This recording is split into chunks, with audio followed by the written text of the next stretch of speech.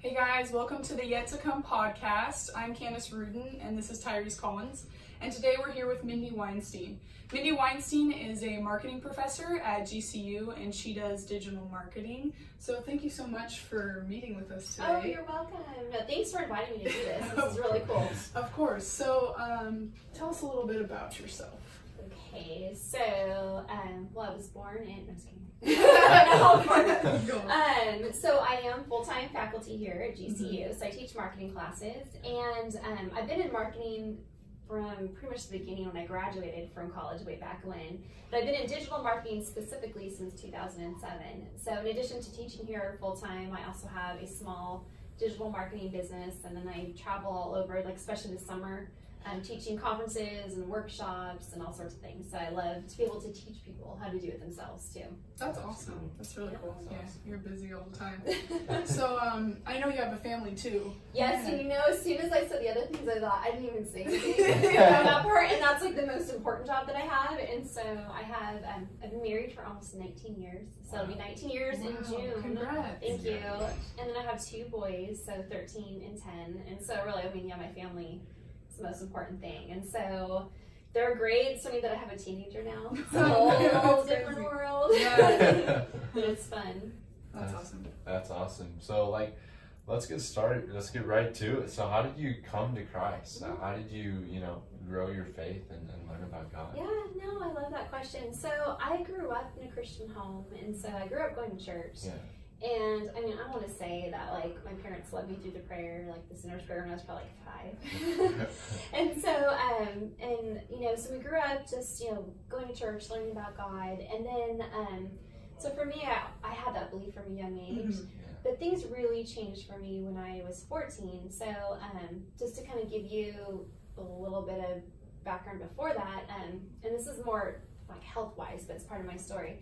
But I always had headaches my entire life, and they were always really bad. And so never enough for anyone to do much about it. But I always felt like, as a kid even, that when my head hurt, it felt like it was going to explode. But I thought that was normal because I didn't know any different. So when I was 14, it was in the summer, and one day I woke up very sick, like flu-like symptoms. And my parents took me to a walk-in clinic. They had to carry me, and I was 14, so I managed to be able to walk in. And the doctor just said, oh, she has the flu, and sent me home. Well, my parents later on couldn't wake me up to even give me the medication, so they took me to an ER, and right away I was out. So they did an x-ray and found that my brain had swelled 4 times the normal size, and I had water on my brain, and the doctor prepped my parents that she probably won't make it, because it was that bad, that fast. And so what ended up happening is I had something called hydrocephalus, and so it just means water on the brain. And I had symptoms my entire life. The doctor at that time didn't know what caused it and said, we're going to get her surgery. And so I'm going to give you the very Cliff Notes version of everything, because it's like I go on and on. But the prognosis did not look good because my condition was so severe at that point, and that the doctor said that only about 10% will come out okay of a surgery in a condition like that, without any kind of mental, impact or to walk, all the things you think about are associated with the brain. I had the easy part during that time because I was sleeping. My parents are the ones that had to go through it. So my parents, went into surgery. They went to the chapel and prayed, and obviously I came out, and so I ended up with the surgery where a shunt was placed, if you know what that is, and it's putting a tube in your brain, and it would go to my stomach. Again, I was only 14, and so I became very aware of life and death. I still remember being in the hospital, just like, when I woke up going, wow, like you're just so close. And so everything changed for me then, because all of a sudden I realized at the age of 14 that, we aren't promised tomorrow, and we need to focus on what's important in our life. And so they finally determined, after being in the hospital for a while, that I was born with one of my ventricles really small and one enlarged in my brain, and so that's why I get headaches, but then it would get better because the water passed through. And so at that time I was like, wow, this is a miracle, and I really felt like so close to God. It became part of who I was. And you know, I was really fortunate too because I had checkups every year, but I was okay. Mhm. And fast forward to right before I got married. I got married, I was almost 21 when I got married. Oh, wow. And my mom had sat Mike down. I was like, all right, here, my husband Mike. I said, all right, here are the symptoms. She's this, and that. And I remember he was all freaked out. He's a youth pastor at the time, living in Arizona, and we're in California. Yeah. And so I remember telling him, like, I'm fine. I was healed. Like, things are good. Yeah. And so we got married. A month later, I started getting headaches again. We moved out here Mhm. and ended up at Barrows Neurological Institute. And I was really upset because I thought I was healed. And Yeah. that became my testimony. I was healed. I was healed. Mhm. And then now I'm a youth pastor's wife and I have to have surgery again. And it really rocked my faith at that time. Yeah. But I ended up with one of the best doctors in the country, and he gave me an option of 2 different surgeries. I picked the lesser of the scary ones. Yeah. The one that sounded awful. Yeah. And I was like, oh, that one. Yeah. Well, so I had that surgery and I was okay, but I spent months and months just questioning whether there was a God or not. And so my faith was really rocked. And then several months after that, my shunt got infected. So there's a lot to that part too. We didn't know that's what was going on, but I got really sick and we didn't know that's what was happening. Yeah. And there was a day that Mike decided, we didn't know it was the brain or anything like that, Yeah. but he decided, he felt like this kind of voice inside that's like, you know, you need to stay home from work today and work from home. He's a youth pastor, you don't really work from home. Yeah. But he did, and had he not stayed home, I wouldn't be here. And so my condition got so severe, he took me to the hospital, and I ended up with 2 more surgeries. Again, each one came out okay, and I beat the odds each one, but I don't think it's beating the odds, and it was a God thing. Yeah. And so looking back, and again, I'm sparing like all the details, but looking back, I remember right before that surgery, the only words I could utter, because I kind of woke up before one of them, and I mean, I was like almost, it was bad. It was really serious. But I remember telling God, I'm sorry. You know, I'm sorry. Yeah. That's all I could get out. Yeah. And so it changed me again because I thought, you know, sometimes we put God in a small box and we say, God, like, you have to answer my prayer this way. Yeah. Or I felt like he had to heal me and like take away everything, versus looking back now, it's been many, many years. I think about my path that I ended up at the best neurological center. Yeah. I ended up with a new surgery that I didn't want to have, that I was scared about, but I've been great. And it was the neurologist who pretty much pioneered that surgery. So you can't say that's chance. Yeah. And it just reminded me back then of gotta focus on what's important in your life. And so fast forward to today, you know, even me being here, a big part of me being here has been, I want to make a difference in other people's lives. And I actually have that written on my mirror. You know, it's a prayer, Lord, help me make a difference in someone's life today, even if it's something small. Because at the end of the day, that's what matters more than any career you're gonna have, the money you're gonna make, because what do you want people to say about you in your life? So I know that was a big part of the story, but it's really molded me. It's made me who I am today. I just look at life a lot differently and just try to focus on what's important. Yeah, that's really awesome. Cool. That's an amazing story. How are you? So you said like it did rock your faith, and you know that you're able to, you know, find like you want to make a difference in people's lives now. So how are you able to see like this is your path, like to get into marketing and to, you know, to reach people's lives like in that way? So that's what's interesting, because I think a lot of times what we think is that there's like business or there's ministry and you can't have them together, and I feel like you can. And so I can't say that marketing, like I felt called to marketing. I just was good at marketing, you know. And so like how can you make a difference like in people around you no matter where you're at? And so that's something, even like the different jobs I've had, trying to make sure that I'm an example, because everything you do, people are watching you. You know, and I don't share my story that I shared with you. Like most people don't know I had brain surgery. Like every now and then I will like give my testimony in class, which I actually did recently, but I don't always, because it's hard. You know, it's hard to share your story.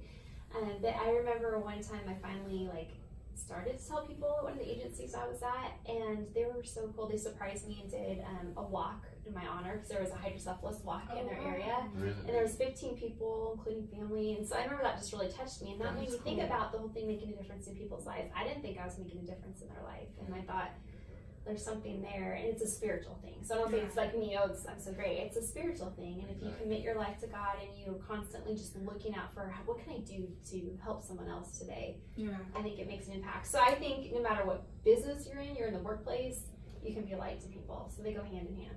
Very true. That's so cool. Yeah, so how are you, you know, staying away from, you know, fear. Like, how are you living a life without fear? You know, some like trauma happens and we'll be scared for the rest of our lives. So how do you do that? That's a really good question. And you know what? I actually haven't had anyone ask that, and it's so true because Yeah. that's what happened. Yeah. That's exactly what happened, because then you get very fearful of, because you're so aware of everything. Like when I had kids, you know, Yeah. I was worried out of my mind. I Yeah. had to finally, I bought the book, The Power of a Praying Mom, because I'm like, okay, I gotta just like focus. And I started getting that habit of like the worry, the fear comes in, boom, you gotta pray. Yeah. And it's a constant thing. And so, and there's even a Bible verse that I like recite to myself all the time, because it's there. It is there. It's hard to say that's not part of it. It's so true. So that's a good question. Yeah. Praying. That's what it is. That's awesome. That's so cool. So you said like you had a verse that helps you through that. So do you want to share that with us? I do. And so I have the first part of it memorized, but I'm actually going to read it so Yeah. I don't just paraphrase it in my own words. But yeah, Philippians 4:6-7, like that's my mantra. I have to repeat to myself quite a bit. But be anxious for nothing, but in everything by prayer and supplication with thanksgiving, let your requests be made known to God. And the peace of God, which surpasses all understanding, will guard your hearts and minds through Christ Jesus. And so that's something that I've just learned, is that you know, concern, that fear, that worry, you're going to have that. Yeah. And it's interesting too, on a side note, I will tell you that I've always been really driven in everything I do. And I think part of it is what I've gone through in the background of like not knowing what's coming the next day, so let's get as much done. Yeah. But I feel like also when you're really driven, there is a sense of fear. Yeah. I think they are almost intertwined. I don't know, that's been my speculation. And so That's this kind kind of cool. I never thought of that. yeah, I mean, and so this kind of prayer just kind of keeps you in check of like, you know what? Step back, look at the bigger picture. God's in control. We don't have to fix everything. We don't have to worry about everything, and God's gonna take care of us. Exactly. Yeah.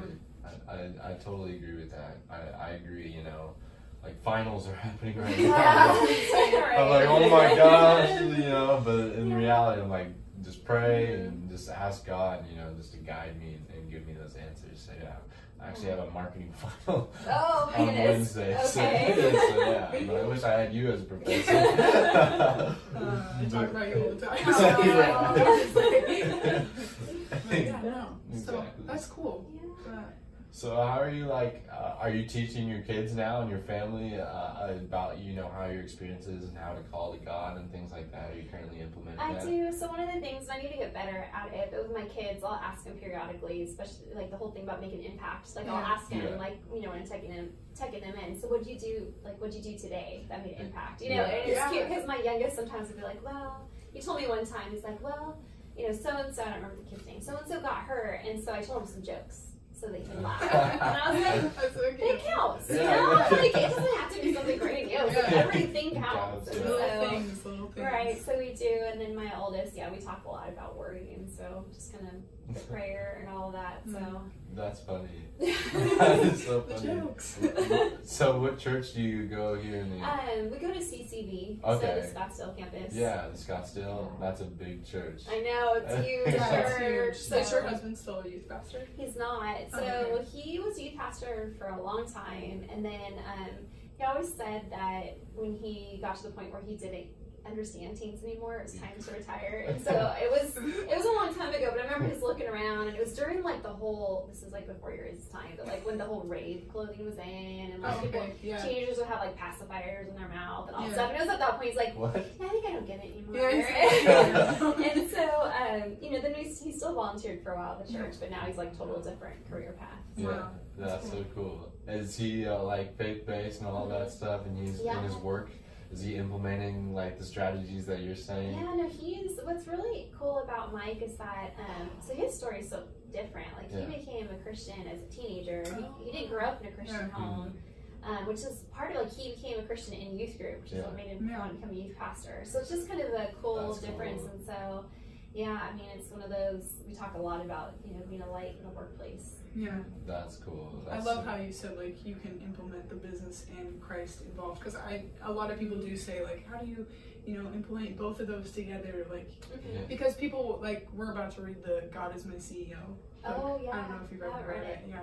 So like making him a part of your work is Right. important, because he's the reason that we're here. So Exactly. Exactly. That's so cool. So, what is your favorite Bible verse, and what are some tips that you can give to people who are out there and may have a story similar to yours? So definitely my favorite Bible verse is the one that I Sure. mentioned, Okay. about being anxious for nothing. So definitely that one's one of my favorites. Yeah. But as far as everyone else, I would say, and actually it's a worksheet I even had in my class do. I might have had to do it. I'm trying to remember, but where like just kind of stepping back and thinking about like what are you passionate about? What do you want to be known for? What do you want people to say about you? And I don't mean like the peer pressure, like that kind of thing you're concerned, but like really at the end of the day in your life, what do you want? Again, your impact to be. And so especially in college, like you have your whole world ahead of you. There's so many things you can do. And whatever career path you go down, that's great. But again, the bigger picture, doesn't matter which career path, what kind of difference are you going to make? And just deciding on that now and reminding yourself of that. Because all of our days are numbered. I mean, we know that. I mean, everyone, we all have a certain amount of days here. And so you want to make each one count, not waste it.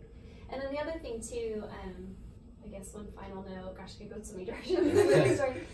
But one of the things that I usually like even remind myself, or just even when I share my story, is that like I told you, I was angry and concerned and stuff for a while. It's that we all will go through stuff. We all will. I mean, that's just the way it goes, and different severity of things. But you get to make the decision of how are you going to handle it. Are you going to look at that situation and say, what can I learn from it? What can I help others with because I've gone through this? Let's pray through this, versus just being angry. And that's a choice people get to make. And so to say, if it were me, I would choose the first one I mentioned. What can you learn? Right. That's a Positive really mentality. good message. Yeah. Thank you so much. Thank for you so sharing. much for your time. welcome. Thank you so much. You're welcome. It was awesome. Well, guys, I hope you got something out of it, and remember that the best is yet to come through Christ.